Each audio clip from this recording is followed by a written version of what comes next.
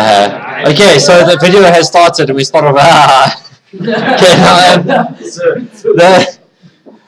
the HTML5, one of the first things you must remember is the intro to the code. Let me just pause that. So now, the first thing that you'll notice is the slight structure. It's just the beginning of your HTML. You must put this exclamation mark type HTML. It's just to show which version it's happening, it's going on there. And there's a couple of other choices there. You'll see there's no real difference in HTML5.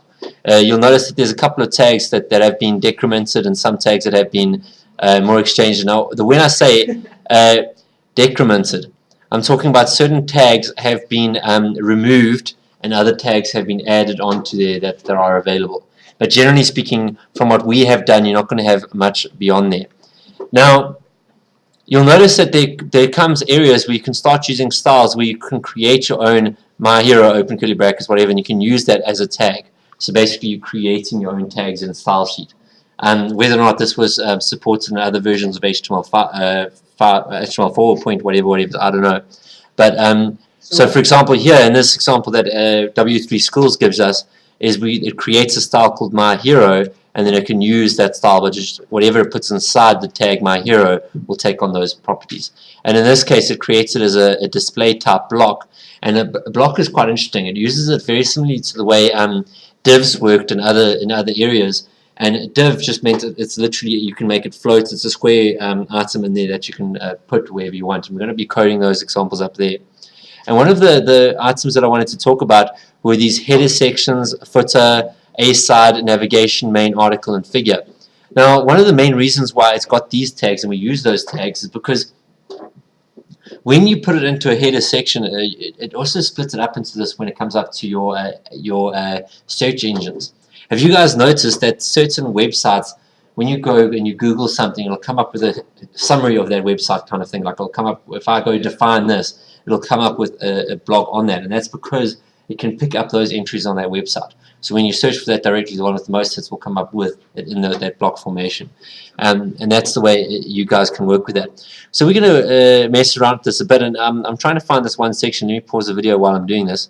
Sorry, now I'll pause the video during that. But so you'll see there that there's a header component, HTML5. And you'll see in your code, the header component has been made to have a border, padding, etc. and a margin. Now, in your header component had that, the navigation components, and inside the section component there are 3 articles. Now, whether or not this is going to work here, I don't think they've set it up so it will. But okay, they didn't here. You'll see that. Oh, now what you'll see here, this has got a section where it's used .city class, where it's made it floating to the left with the margin, padding, width, etc. Now, what you'll notice. You'll notice here, London and Paris are parallel next to each other, right? London. Now, London and Paris are next to each other, and then as soon as I make it smaller, Paris pops down underneath it. So it's a floating, when you guys put there on your style sheet, floating and where you want it to float. So you want it to float left line. You could also say float center, so it'll be floating around the center. So it means this can be considered an independent block there, and that block, literally, it'll fit where it can fit. So if you now all of a sudden go moving to a mobile web browser, so your screen is much lower resolution, it will automatically pop underneath. So you can make it so that it will align according to the way you've logically set it out. But when you're displaying it on a massive screen, it will display more information on one page, whereas if you're displaying it on a smaller screen, it will still look respectable, but pop under each other. And this is where float means. It means it's not specifically directly there. So we're having to scroll like across. Yeah. Which is annoying. Yeah, it will just pop it in, so it will work nicely the way you want. So that's got to do with your floating, and here we're looking at setting up segments more the way you would want.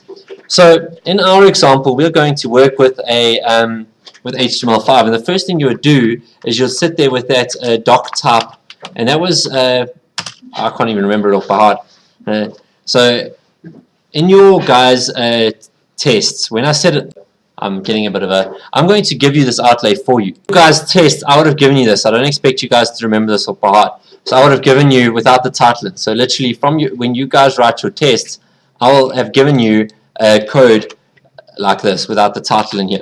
And then I would have given you the 2 pages on there, and you guys would be expected to then code from here. Does this make sense? And on your guys, on your exam shared folder, you'll see there that when you log onto your exam accounts, there is a shared folder that is your guys' U drive while you're on the exam accounts. And on there is a HTML folder, and on there is a CSS in a nutshell, an HTML tag list. Now that tag list, it gives you a whole bunch of tags just to help you to make sure you have some form of understanding of what's going on.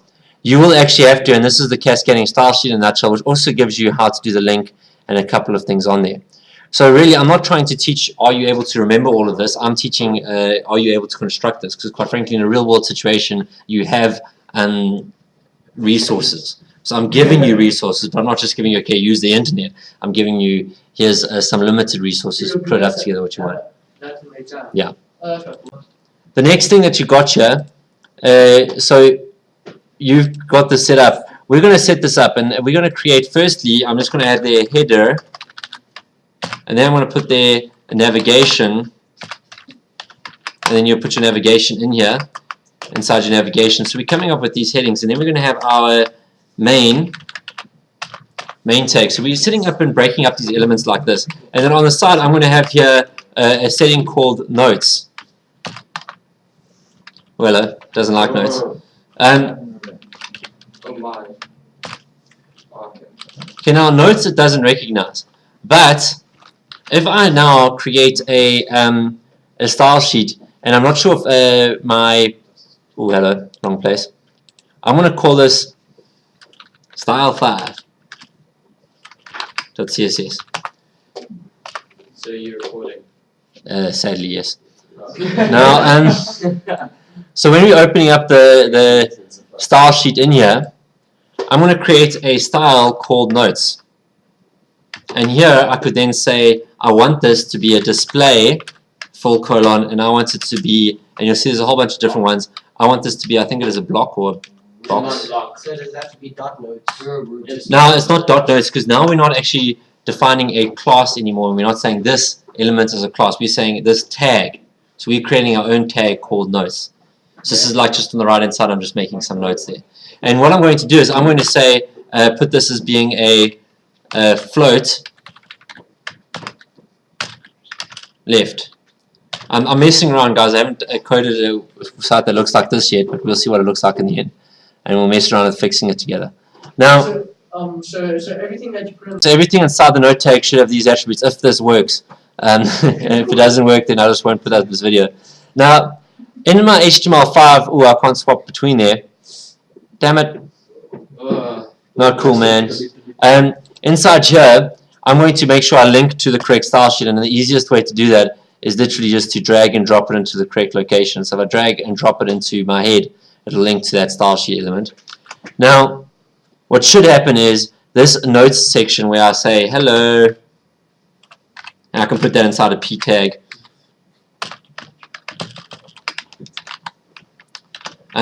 That should be inside my notes tag. And my notes tag here, I can put there a border around it. I can do whatever I want. So border. Now, interestingly, I noticed that this was another way to do a border. I've never really done it like this, but I want to say 2 pixel inset.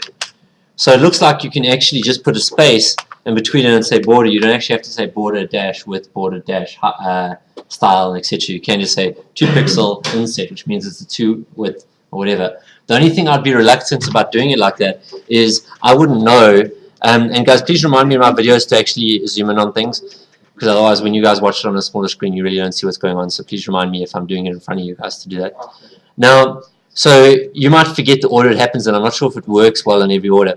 So let's see if we've actually got something so far, if it actually pops up with anything. Whoa, hello. Yeah, you can see it's inside a hello block on the left hand side. So I'm going to change my inset because I actually want my notes to be on the right hand side. So I'm going to say notes right, and then F5, then bam, my notes go to the right. So it's floating to the right. And what you'll notice there with the float element as well, if my body of text is very, very large, It's larger than what will happen. If I scroll through that text, your float section will stay where it's at. And to show this to you, I'm actually going to generate some text. Now you'll see how quick I can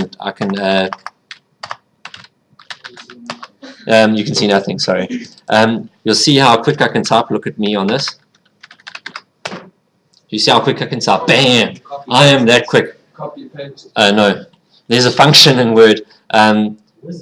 There's a function in Word. If you type in equals rand, open brackets, and you say, for example, 20, it'll randomly generate 20 paragraphs. And the 20 paragraph it does, it's actually, it's through it used to actually talk about a dog jumping over, a rabbit jumping over something, I can't remember. The red fox jumps over whatever. But in this case,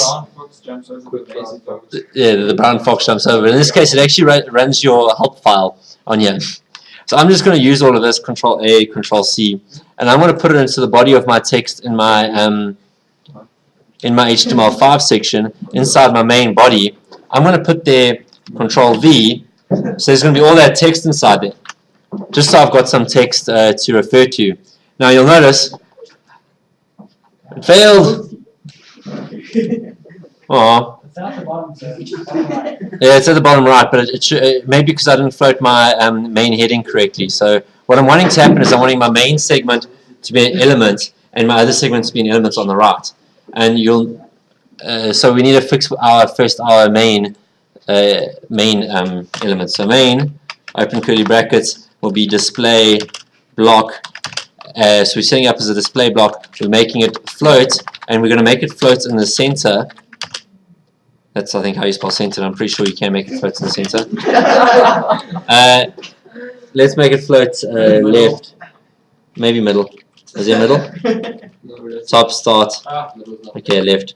And we'll then make it a border. We'll make it of a 4 pixel, and we'll make it black, and we'll make it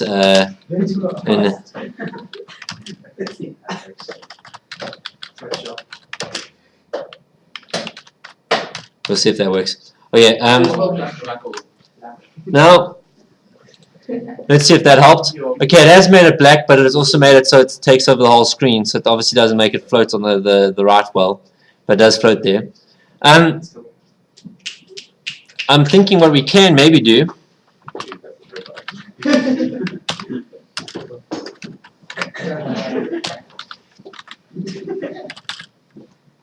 Okay, there we go, that's better. But now it doesn't actually float and sit here. There is a way to also get it so that it stays there.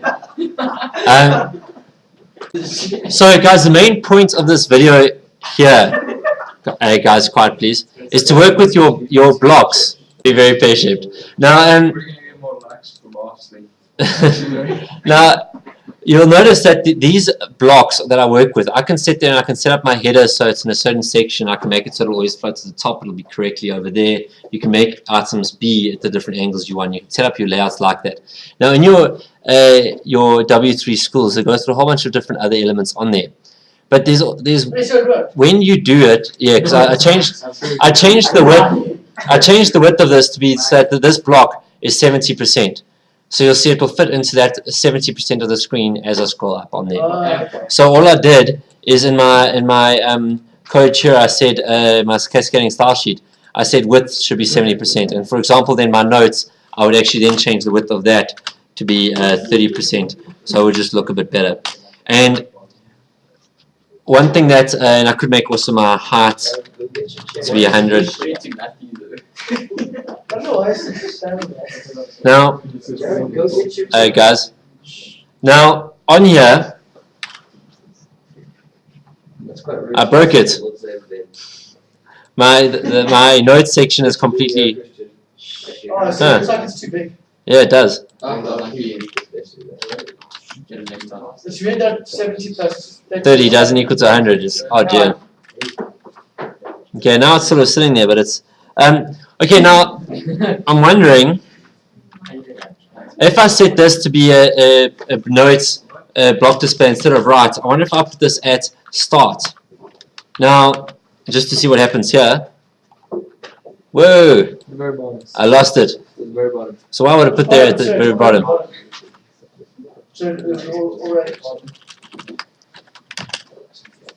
So you guys can mess around with the various different settings on there. But here's another way you can work with layouts. Is you can work out with, okay, I want this to be floating at the top, I want this to the right. You can put items on there. So you'd have a header, you'd have elements inside it. Now, there is a way, and I'm going to pause the video while I quickly determine this, which div is a tag that works in there. Now, I quite like using divs. And you'll see if in your HCS, in your W3 schools, under the layouts, HTML layouts, that's quite a big one on how to set up your structure on here. Thank you. There, okay. They'll show you on how to work with your various different div elements. And the fact that your div sections can display how you want to, so the London, Paris to be on the right, your central area on here. And it'll work with your various different styles. Now, it does the style sheet within the HTML tag, or within your HTML file. You guys would be just doing the exact same thing, but inside your cascading style sheet. And this will display however you would want it to. And you'll notice that when you make it smaller or bigger, it will fit it into the next elements and whatnot. So your divs work on there, on where to put it, etc.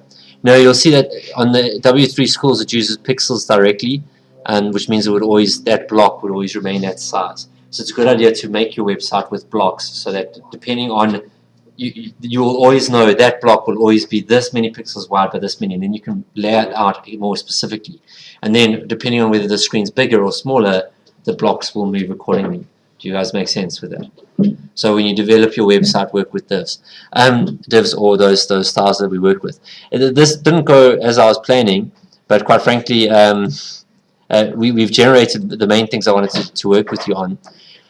Are you guys all happy with how your linking tags work, etc.? Did you guys manage to solve all of that? Yes.